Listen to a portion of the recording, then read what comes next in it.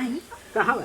बैठी अरे लिपल पोतरा के ना बैठे कुर्सी नहीं खे। हम कुर्सी लेके गजब हर कुर्सी का रहोगे का लगे सोफा लगे पहले कुर्सी लेके आवत नहीं बैठावत नहीं बोली तोहार मन नहीं खे ना ना हमरा इतने से तो नहीं तो तो परेशान करता तब ता इतने हम साड़ी चम देती तो हमारे तो लेवल तू चुप रह कर इतना अच्छा से खरीदारी कर ना कि दोबारा ये ना सोची तारा बारे में सोचे में ठीक ना। अरे बैठ जाई ना बैठ जाई अरे कौन बैठी बैठी बैठी ना बैठा हलवा तो कितना सुंदर बानी जी हम तो सोचला हो ना रनी कि इतना सुंदर हमने के दामाद उतारा मिलियन बैठी हाय हाय का स्टाइल बा कहे के बा ले ना हीरो से कम नहीं खन ना अरे बैठी भाभी बैठाई हां अब बैठी आओ तनी पानी लेके रहोगे ठीक है ना।